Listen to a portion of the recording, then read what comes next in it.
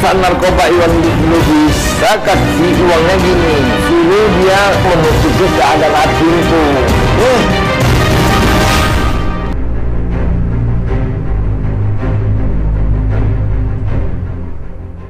Badan Narkotika Nasional atau BNN membongkar jaringan narkoba yang dikendalikan dari dalam Lembaga Pemasyarakatan Lubuk Pakam Medan, Sumatera Utara. Ironisnya, seorang perwira menengah di Korps Bayangkara terlibat dalam kasus ini. Uang miliaran rupiah sempat mampir ke tangan sang perwira. Berikut liputannya. Oke, terus keluarin semuanya. Gila.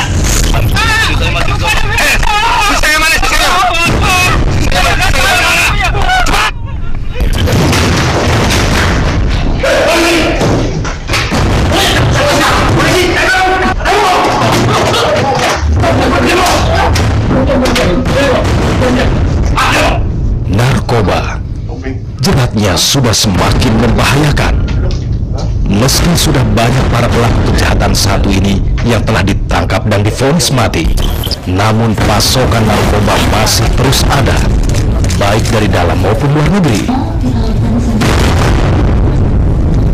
Bahayanya, para bandar pun tak segan-segan menyiram uang hingga miliaran rupiah kepada aparat penegak hukum hanya untuk memuluskan bisnisnya. Bukti kuat adanya gelontoran dana besar kepada oknum penegak hukum terjadi beberapa waktu lalu, di mana seorang bandar yang mengendalikan bisnis narkobanya dari dalam jeruji besi penjara menyiram dana besar kepada oknum aparat kepolisian adalah Ajun Komisaris Polisi Ikhwan Lubis, perwira pertama yang bertugas sebagai Kasat Narkoba di Polres Belawan, Medan, Sumatera Utara ini. Diduga kuat menerima uang 2,3 miliar rupiah dari salah satu bandar narkoba bernama Tony alias Toge yang masih menjalani hukuman di Lembaga Pemasyarakatan Lubuk Pakam. Ya. Cerita skandal seorang oknum polisi dengan bandar narkoba ini bermula dari komplek perumahan The City Resident Kota Medan. Beberapa waktu lalu, petugas Badan Narkotika Nasional atau BNN mensinyalir ada pengedar yang tinggal di perumahan ini. Dan rumah inilah yang menjadi target.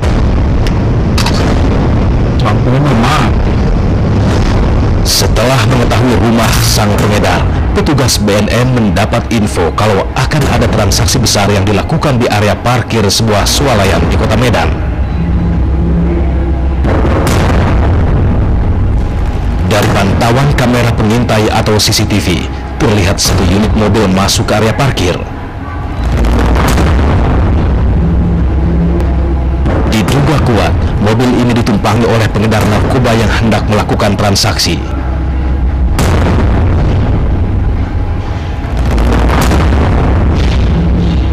Dan terlihat seperti ada transaksi di sela-sela kedua mobil yang sedang diparkir ini. Tak lama kemudian, mobil yang dicurigai ini mengarah keluar area parkir.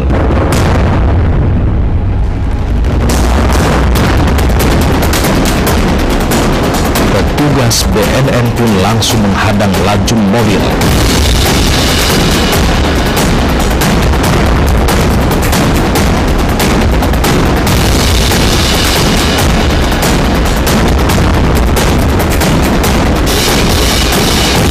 Sayang, mobil ini berhasil kabur.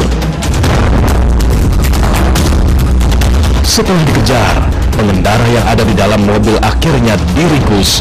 Ya, kita tembak mobilnya, kacanya itu sempat pecah, tapi dia masih nekat ya untuk kabur. Akhirnya tetap dia kabur, masuk ke rumahnya. Nah, disitulah kami akhirnya bisa menggeledah rumahnya dan menangkap saudara Ajin. Ditemukanlah barang bukti sebanyak itu.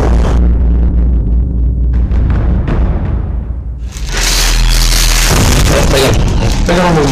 Berapa banyak itu? Berapa banyak ini? Coba tunjukkan aja tempat lain. Mana? Wanita ini bernama Mirawati alias Acin. Taruh, Cik. Dialah salah satu orang yang saat itu berada di dalam mobil yang lolos dari sergapan petugas BNN di area parkir sebuah swalayan.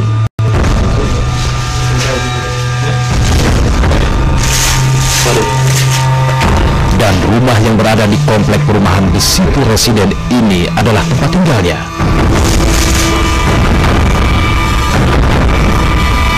Acin pun diminta untuk menunjukkan narkoba yang disimpannya. Kamarnya aja dihancurin nih. Dan inilah barang-barang haram yang sudah sejak lama diedarkan oleh Acin.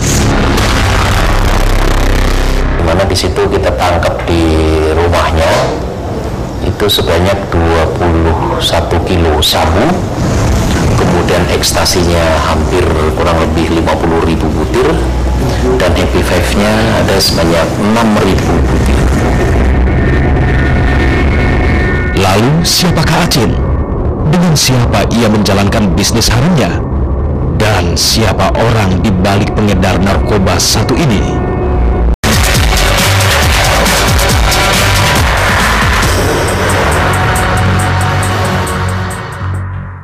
Ajun Komisaris Polisi Ikhwan Lubis, mantan Kasat Narkoba Polres Belawan, kini jadi pesakitan. Kepada tim menyingkap tabir, bandar besar yang menyiramnya uang hingga miliaran rupiah. Buka-bukaan soal keterlibatannya.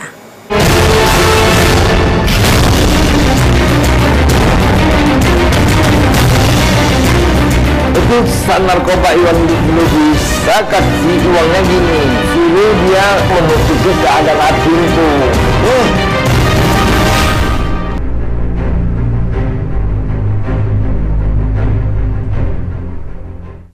Ya terus, keluarin semuanya. Gila. Mirawati alias Acin, wanita yang ditangkap usai bertransaksi narkoba di area parkir sebuah swalayan di Kota Medan, Sumatera Utara, ternyata tidak bekerja sendiri. Ia dibantu oleh Hendy, suaminya sendiri. Dan pasangan suami istri ini dikendalikan oleh Tony alias Toge, narapidana kasus narkoba yang saat itu masih menjadi penghuni tahanan lapas Lubuk Pakam, Medan. Tersangka Hendy sempat melarikan diri hingga ke Aceh. Dalam pelariannya, Hendy dibantu oleh rekannya yaitu Salim. Kini mereka harus menjalani pemeriksaan di kantor Badan Narkotika Nasional. Dalam satu kesempatan, kami mewawancarai para tersangka di kantor BNN. Kepada kami, tersangka Acin mengakui semua perbuatannya. Malamnya saya ditelepon sama mengantar. Waktu saya jemput, sahabat pulang ke rumah. Besok paginya dapat arahan dari Toge, saya antar kasih ke orangnya nama Dogi. Kalau Mbak sendiri dapat upahnya berapa tuh? 1 kilonya 10 juta. Yang pertama kali dapat uang cash. Yang kedua belum. Yang itu belum. Dapat uang cash waktu itu berapa Mbak? 60 juta. Untuk mengantar 1.000 butir ekstasi. Semua sepak terjang Acin ternyata dikendalikan oleh tersangka Tony alias Toge. Saya ditelepon Toge, ditawarin mau kerja enggak katanya. Saya bilang mau. 3 hari kemudian saya dikasih kerjaan. Mbak Acin nggak ada kerjanya apa? Saya udah tahu. Sudah tahu seperti itu. Iya. Terus apa yang buat Mbak Acin terus nekat melakukan kerja? Karena lagi membutuhkan dana. Sementara itu, tersangka Tony alias Toge justru membantah apa yang telah dikatakan oleh Acin. Aku nggak pernah tahu bang, semua yang ikut order kudian tentang kota Gunung, iya diambil nanti ya. Bukan aku nggak tahu apa-apa. Tapi Malaysia sampai aku suruh sini ya atur aja, aku nggak pernah ngatur bang. Di Kota Medan, Tony alias Toge merupakan bandar besar. Dan dialah orang yang secara tidak langsung menghancurkan karir AKP Ikhwan Lubis, Kasat Narkoba Polres Belawan. Ya, duit sebesar 2,3 miliar rupiah yang disita dari tangan Ikhwan Lubis ternyata milik Toge. Maksudnya agar kasus yang menjeratnya tidak sampai ke meja hijau. Itu narkoba Iwan Lubis. Saya kasih uangnya gini. Saya menyuruh dia berusaha untuk menutupi keadaan Acin tuh. Ternyata yang nggak diurusnya, dia nggak cerita sama saya. Ya, untuk menutupi nama aku Acin, ya memperingan hukuman Acin sama nama aku lah. Nah, waktu ditangkap lah. Tony alias Toge juga mengaku sudah kenal cukup lama dengan Ikhwan Lubis. Pertama kali dia tangkap aku di Poltabes. Itulah waktu duduk di Poltabes dia panik. Dia pernah tangkap aku. Jumpa aku dia waktu di Berawano. Dia nangkap pasien kulo, jadi aku suruh ya macam mana bagusnya lah, aku bilang. Itulah nama kita berkawan dengan dia. Akhirnya Iwan Lubis, Tony alias Toge, dan dua lainnya, masing-masing Yanti, kakak kandung Toge serta Chun Hin, dijerat dengan kasus tindak pidana pencucian uang. Sementara itu, Mabes Polri telah memberikan wewenang penuh kepada BNN untuk melakukan proses hukum kepada Ikhwan Lubis. Pihak Polri sendiri masih menunggu hasil sidang perkara pidana untuk menentukan nasib tersangka Ikhwan Lubis. Dalam hal ini dia akan menjalani pidana dulu. Setelah menjalani pidana, maka nanti akan ada sanksi institusi. Dalam hal ini sanksi institusi itu lazimnya orang yang membuat pidana itu diajukan ke muka sidang kode etik. Ya, jadi dari sidang kode etik itulah nanti berbagai tindakan-tindakan institusi kepada yang bersangkutan dapat diterapkan. Jadi mekanismenya sudah ada, tetapi mekanisme hukum pidana harus diprioritaskan karena itu yang saat ini sedang berjalan di BNN. Sanksinya nanti berupa apa aja, Pak? Bermacam-macam, sampai yang terberat itu diberhentikan dengan tidak hormat. Tony alias Toge merupakan bandar besar narkoba di Medan. Meski tubuhnya terkurung di balik jeruji besi penjara, namun ia masih bisa mengendalikan bisnis narkoba. Dalam menjalankan aksinya, sindikat narkoba Tony alias Toge mempunyai peran masing-masing. Kalau untuk kasus ini, peran utama adalah Toge alias Tony alias Toge. Kalau untuk sebagai pelempar barang adalah si Acin.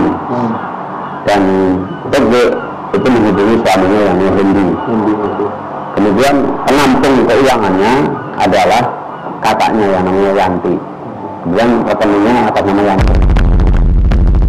Selain pasangan suami istri Hendy dan Acin, Tony alias Toge juga punya kaki tangan lain, yaitu Salim CS yang sudah lebih dulu tertangkap dengan barang bukti 25 kg sabu. Untuk Toge pada saat itu kita ambil dari lapas Lubuk Pakam. Ya, yang bersangkutan memang sedang menjalani hukuman itu dengan putusan yang pertama dia pernah kena 4 tahun, kemudian yang kedua dia sudah keluar dari 4 tahun tertangkap lagi itu dengan vonisnya putusannya 11 tahun. Dengan kasus apa? Kasus yang sama. Narkoba. Ya, narkoba. Ya, 11 tahun baru menjalani 6 tahun. Ternyata dia berbuat lagi. Selain cerita soal keterlibatan oknum anggota polisi dalam jaringan narkoba, kami juga punya cerita tentang tertangkapnya pengedar narkoba jaringan internasional ketika hendak melakukan transaksi. Tetaplah di Menyingkap Tabir.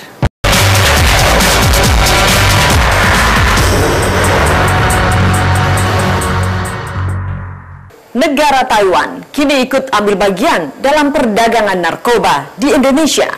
Jaringannya berhasil dibongkar oleh Badan Narkotika Nasional.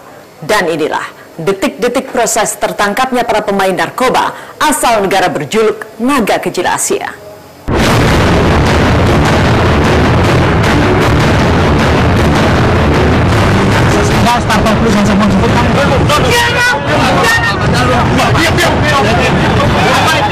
itu? Apa? Buka!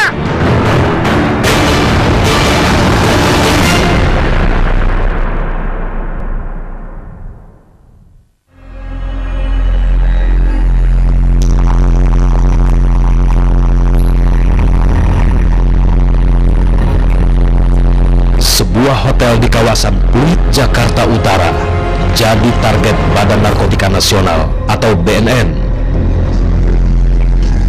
Dua bandar narkoba warga negara asing diketahui menginap di hotel ini.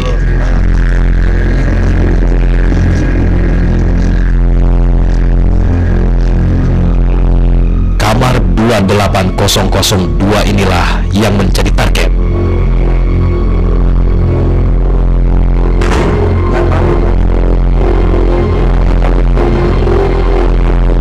Lama dua orang warga negara asing keluar dari dalam kamar dan menuju lift.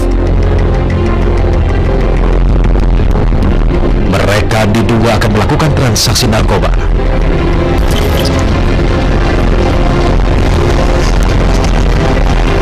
Pengintaian pun berlanjut hingga menuju sebuah mal di kawasan Pluit.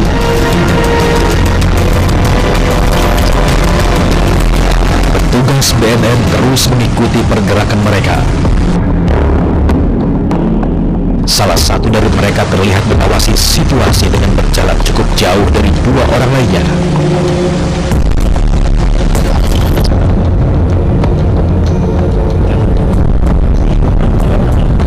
Setelah memastikan aman, mereka kembali dan menaiki sebuah mobil.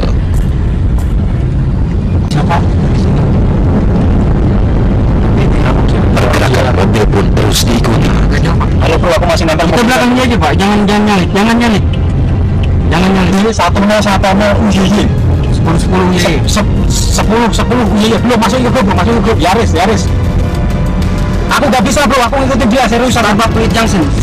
Dia Startup Pluit Junction mau jemput kamu kayaknya bro, jemput kamu nih kayaknya. Tidak lama kemudian petugas BNN melihat satu tersangka lainnya yang berada di pinggir jalan. Kuat dugaan ia akan memberikan sebuah tas yang berisi narkoba. Depannya persis, nggak apa-apa depannya persis. Nggak apa-apa, percaya sama saya, udah depannya.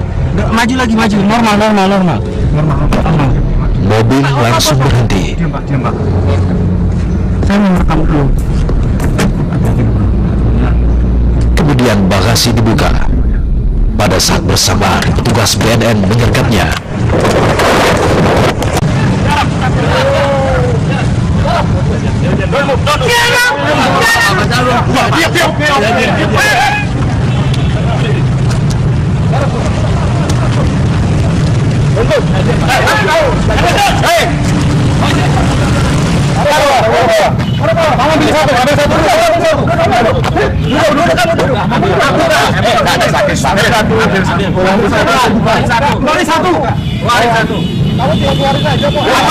Apa itu?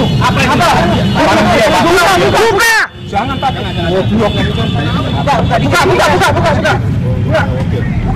Buka.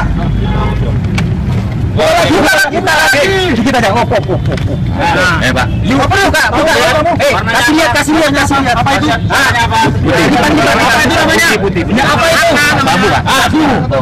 Sabu ini. Dari dalam tas ditemukan belasan paket sabu siap edar. Take it. Open.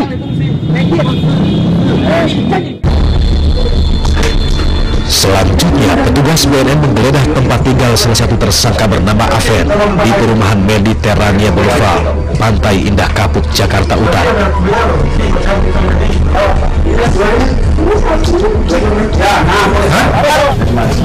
Sini kau. Tadi kau bilang apa dah? Buka. Ke rumah ini kan suruh mama saya. Mama ini kayaknya dong. Kan, bapak udah ada. Ini dia lagi. Mana bajanya? Kita mau ketemu. Mereka tadi dia. Saya kesini Pak. Iya, sekarang sisa. Ini gimana yang sisanya tuh? Katamu pokoknya hancur udah. Enggak.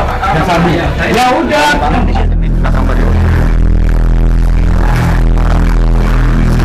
Dari hasil penangkapan ini, BNN menetapkan 4 tersangka. Masing-masing Li Yilin, Lee Chin Lee yang merupakan warga negara Taiwan, serta Chia Sun Fen alias Afen dan anaknya yang bernama Andi. Mereka adalah warga negara Indonesia. Dari tangan para tersangka, BNN menyita barang bukti sabu seberat 12,3 kg. Selain itu disita pula barang bukti lain berupa paspor, KTP, dan sejumlah telepon genggam. Pelaku dua warga negara Indonesia dan dua warga negara asing. Mereka sedang melakukan transaksi narkotika jenis sabu dengan berat kurang lebih 12.307 gram atau 12,3 kg. Petugas juga mengamankan 3,8 gram ganja dan 2 butir ekstasi seberat 0,8 gram. Sementara itu, Aven, salah satu tersangka, menceritakan awal mula dirinya terlibat dalam bisnis haram ini. Dia teleponnya, kamu mau kerja nggak gitu? Kalau mau kerja ini ada kebetulan ada yang punya bos, dia bilang gitu. Terus dia bilang, kamu nanti saya suruh temani bersama bosnya untuk kamu. Iya, saya bilang gitu. Nanti kalau mau nanti dikasih telepon, nanti kamu suruh hubung gitu yang ada telepon ini, dia bilang gitu. Dalam bisnis ini, Aven dijanjikan uang sebesar 100 juta rupiah untuk menjalankan tugasnya. Sedangkan tersangka lain, Lee Chin Yi, mengaku datang ke Indonesia untuk keperluan kerja sebagai tukang kayu. Namun sesampainya di Indonesia, ia justru diperintahkan oleh bosnya untuk mengantar sabu. Indonesia memang sudah menjadi pasar menggiurkan bagi para bandar narkoba. Kondisi yang cukup miris. Memang cukup ironis, Indonesia terus digempur dengan pasokan narkoba. Padahal sudah jelas-jelas pemerintah tegas terhadap hukuman yang akan dijatuhkan kepada para bandar. Di segmen berikutnya, kami akan mengulas soal rencana pemerintah yang akan melakukan eksekusi mati jilid 3 terhadap para bandar narkoba.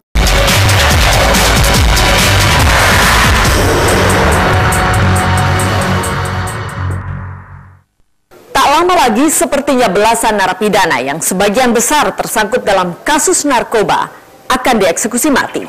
Dan kabarnya, kelompok Tangerang 9 yang pada tahun 2005 lalu ditangkap karena keterlibatannya dalam produksi narkoba jenis sabu dan ekstasi ikut dieksekusi. Siapa saja mereka? Berikut liputannya.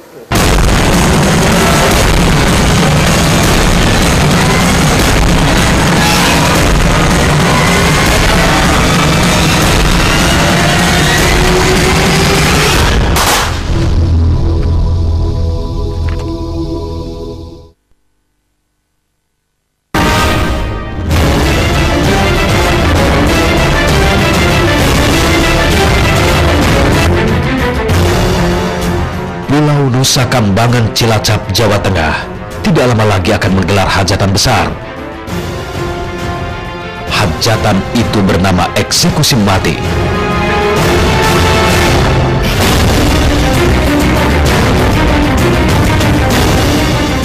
Tidak ada pesta dan apalagi sorak-sorai bergembira. Yang ada hanyalah isak tangis keluarga dan handai tolan terpidana mati yang sudah dieksekusi. Kejaksaan Agung sudah memberikan sinyal kuat bahwa eksekusi mati gelombang ketiga akan dilaksanakan dalam waktu dekat. Namun untuk siapa saja terpidana mati yang akan dieksekusi, Jaksa Agung masih menutup rapat-rapat. Menurut sumber kami di Nusa Kambangan, santer beredar 17 terpidana mati harus berhadapan dengan regu tembak. Dari 17 terpidana mati itu, 9 diantaranya merupakan geng Tangerang 9. Siapa sajakah mereka yang termasuk ke dalam kelompok Tangerang 9? Mereka adalah Benny Sudrajat alias Tandi Winardi, kemudian Budi Cipto alias Iming Santoso, Yang lainnya adalah Nicholas Garnick Josephus Gerardus, Sergei Areski Atloi, dan 5 warga negara Tiongkok, Sang Man-kuan, Jian Yuxin, Chen Hongxin, Gang Chui, serta Chu Su-xiong. Ke-9 terpidana mati ini berperan besar dalam berdirinya pabrik narkoba di Cikande, Banten. Dalam sehari, pabrik ini bisa mencetak sekitar 5.000 butir ekstasi dan berkilo-kilogram sabu. Seperti apa kisah terbongkarnya pabrik narkoba yang digadang-gadang terbesar ketiga di dunia?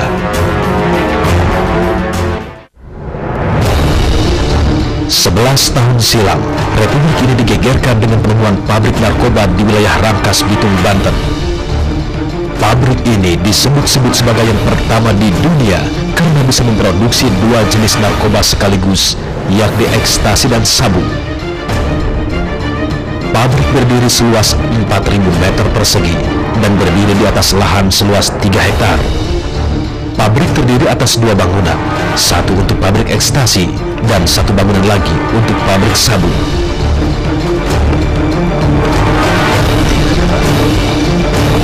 Presiden Republik Indonesia kala itu, Susilo Bambang Yudhoyono, langsung memberikan atensi khusus. Sehari setelah digerebek, SBY langsung meninjau pabrik narkoba milik Beni Sudrajat alias Tandi Winardi ini.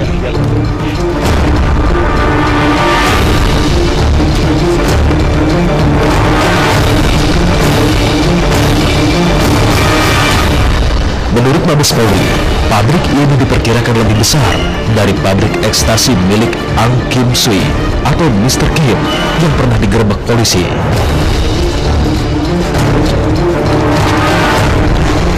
Pabrik narkoba Cikande diduga kuat telah mengekspor ekstasi ke Hong Kong. Segala macam peralatan, permodalan, dan pemasaran didatangkan dari luar negeri.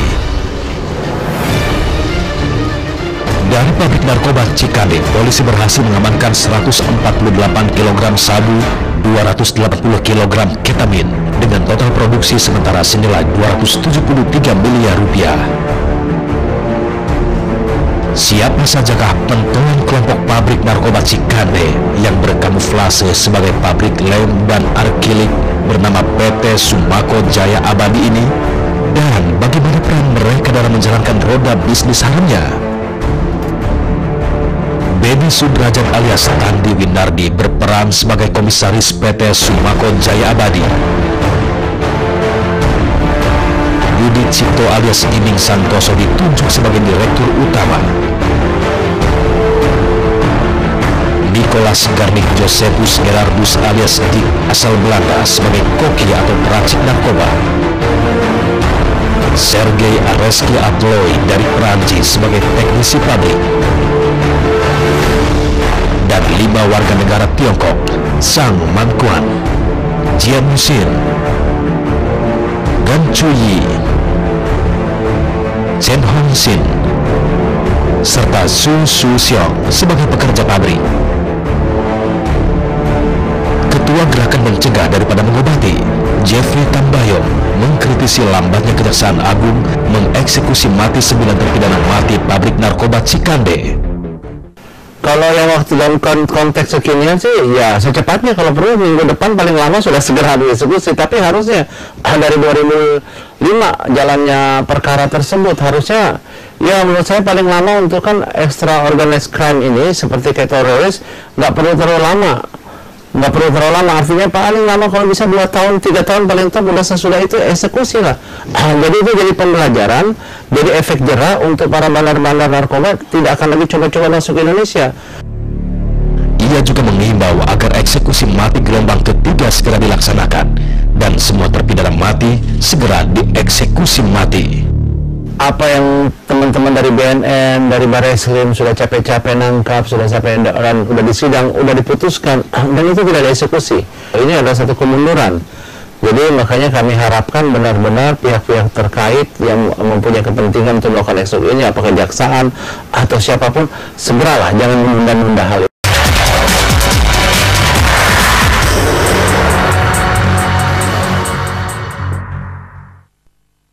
Masih ada beda pendapat soal eksekusi mati yang dilakukan oleh pemerintah Indonesia. Komisi Nasional Hak Asasi Manusia menilai ada beberapa kesalahan yang telah dilakukan pemerintah terhadap narapidana yang telah dieksekusi mati pada gelombang 2 lalu.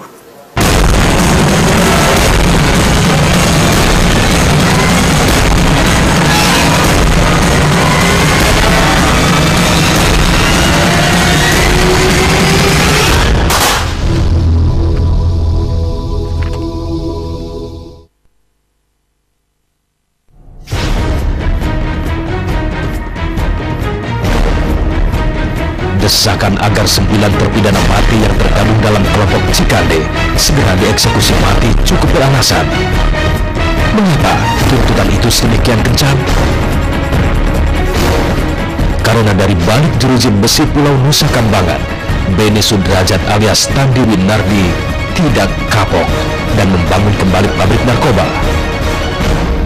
Yang lebih mencengangkan, Kerajaan Narkoba Beni Sudrajat Jilid 2 melibatkan kedua anak kandung Beni Sudrajat. Padahal satu dari kedua anak Beni ditahan di lapas yang sama dengan sang ayah.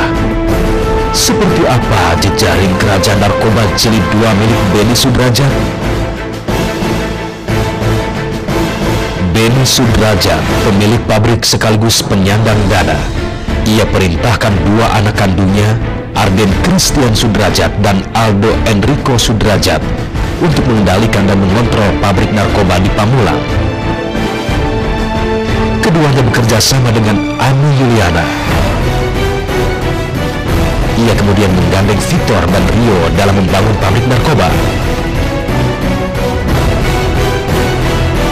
Kemudian peracik narkoba bernama Afan didatangkan langsung dari Hong Kong setelah diperintahkan oleh Beni Sudrajat. Selain cerita mengenai Beni Sudrajat alias Tandi Winardi, ada juga cerita mengenai Sergei Areski Atloi. Sergei berhasil lolos dari timah panas eksekutor pada gelombang kedua yang digelar pada bulan April 2015. Sergei merupakan warga negara Prancis dan ia menolak jika diklaim sebagai teknisi pabrik narkoba. Sergei mengaku jika dirinya hanya sebagai tukang las. Upaya hukum Sergei sudah habis. Gerasinya sudah ditolak Presiden Joko Widodo dan peninjauan kembalinya pun kandas. Eksekusi mati Sergei tinggal menunggu waktu. Kendati aroma eksekusi mati berhembus kencang dari Nusa Kambangan, Jaksa Agung Prasetyo masih menutup rapat kapan eksekusi mati gelombang ketiga dilakukan. Persiapan koordinasi memang sudah dilakukan. Ya, tempatnya Nusa Kambangan sebagai tempat yang ideal, tetapi tentunya kapan dilaksanakannya itu masih belum kita pastikan. Ya, ada juga yang mempertanyakan Freddy Budiman, ya kan? Ya, itu komentar orang ngerti hukum tapi pura-pura nggak tahu hukum. Ya, jadi Pak Freddy Budiman itu masih akan menggunakan hak hukumnya, yang tentunya tidak ditinggalkan itu dan lakukan. Ya, Mary Jane masih menunggu proses hukum di Filipina. Ya, masih belum dipastikan. Ya, saya katakan tadi sekali lagi bahwa persiapan sudah dilakukan, koordinasi sudah, tempat juga sudah dipastikan, tapi waktunya belum. Seperti apa tata cara pelaksanaan eksekusi mati? Sesuai Undang-Undang Nomor 2 PNPS tahun 1964, berikut pasal 8 sampai pasal 15 bab 2 Undang-Undang Nomor 2 PNPS tahun 1964 yang mengatur tata cara pelaksanaan pidana mati. 3 hari sebelum eksekusi mati dilaksanakan, terpidana mati sudah diberitahu agar dapat mempersiapkan mentalnya dan mendengar permintaan terakhirnya.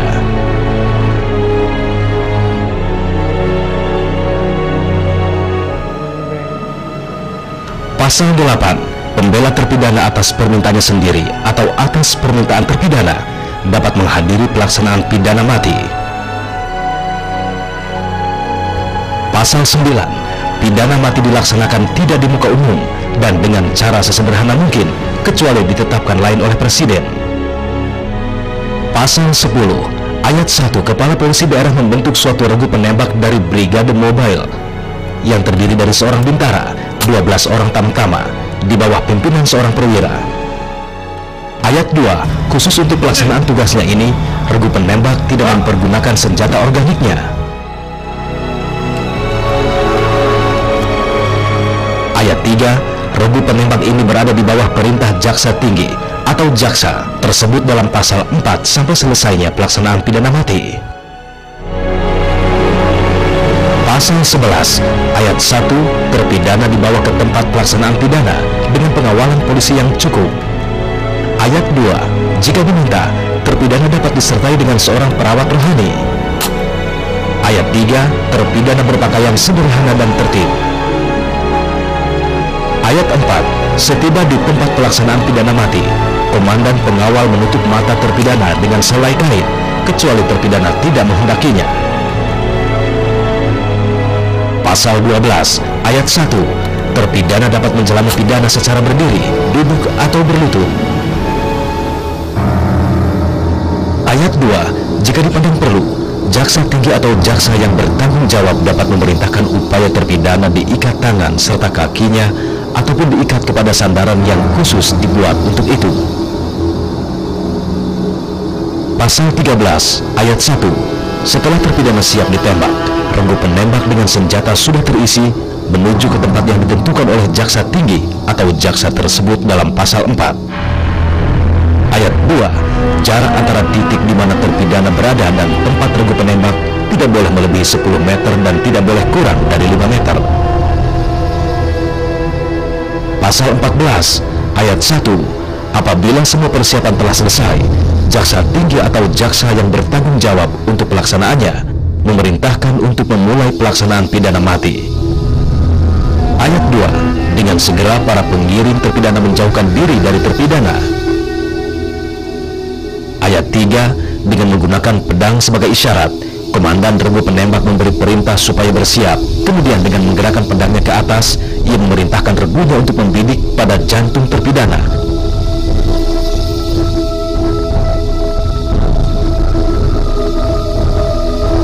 Dan dengan mementahkan pedangnya ke bawah secara cepat, dia memberikan perintah untuk menembak. Ayat 5, untuk memperoleh kepastian tentang matinya terpidana dapat diminta bantuan seorang dokter. Pasal 15 ayat 1, penguburan diserahkan kepada keluarganya atau sahabat terpidana kecuali jika berdasarkan kepentingan umum jaksa tinggi atau jaksa yang bertanggung jawab memutuskan lain.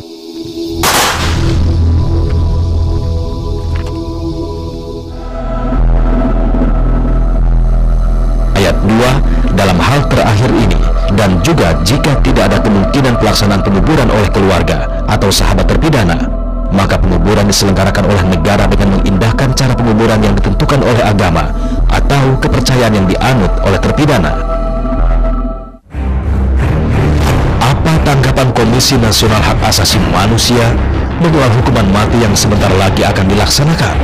Komnas HAM melihat bahwa ada persoalan pelanggaran hak asasi manusia di situ, karena hak hidup adalah hak yang tidak bisa dikurangi dalam situasi apapun dan oleh siapapun. Kenapa? Karena sangat mungkin hukuman mati yang diputuskan, yang menjadi vonis bagi terdakwa itu adalah proses yang tidak benar. Kalau kita lihat yang lalu, ada satu orang yang dihukum mati yang ternyata setelah Komnas HAM investigasi gitu, ternyata dia mengalami gangguan jiwa. Di dalam KUHP kita yang namanya orang dalam gangguan jiwa itu tidak boleh diberikan hukuman, ya. Jeruji besi penjara sepertinya tak menghambat para bandar narkoba kelas kakap untuk menjalankan bisnis haramnya. Karenanya, desakan agar pemerintah untuk segera mengeksekusi mereka cukup beralasan. Demikian menyingkap tabir kali ini. Sampai jumpa.